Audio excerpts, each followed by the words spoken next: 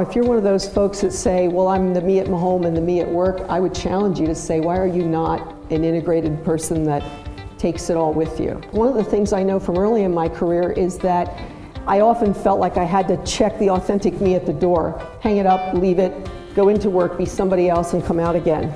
But for me, I got tired of having to check this at the door and come with half of me, but not all of me. And I have seen a lot of improvement. So the first time I knew I had the power to was when I invited myself along. I literally had a seat at the table at lunch. I watched them, they really are boring.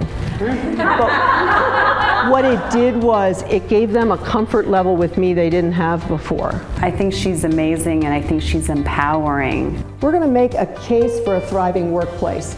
And I'm not sure I have to convince you of anything. I'm pretty sure most of you want to work in a thriving workplace. But what I know from 37 years in banking is money is power. And we give it away when we don't understand our finances. So this for me is about understanding it, having basic financial skills, learning what you need to learn, and trying to keep your eyes from rolling back in your head while you're doing all that. This is my training whistle. So when you hear this, that's a good time to go, oh. Her delivery methods are awesome. They stick with you, they stay with you, you learn something. She explains it very, very well. It makes sense. We're going to figure out now how much time you've spent at work.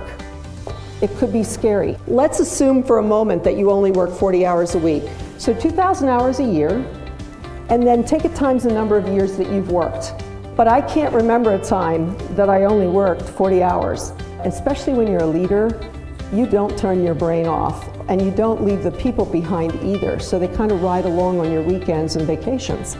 There's good parts of power, there's negative parts of the traditional way we've looked at power.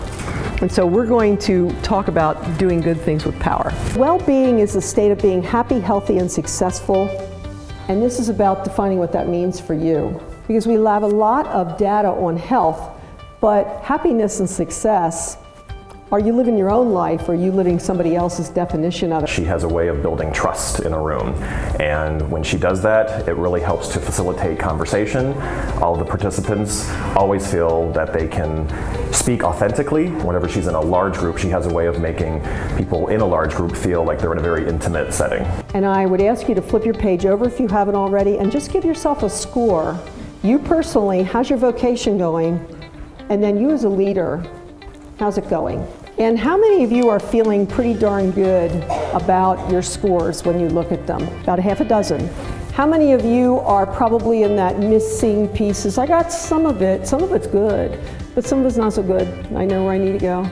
Okay, anybody a hot mess that wants to admit it? People long for work that satisfies them. So many organizations actually have wellness programs and well-being programs, and sometimes they offer people financial incentives, and still, even when there's financial incentives on the table, 50% of the people don't participate. Spirit. And for this one, this is about the authentic you. Can you bring all of you to work? Those of you who have things happen in your lives know that sometimes time is more precious than money is. When goals are set, then they get met. What gets measured gets done. We know that.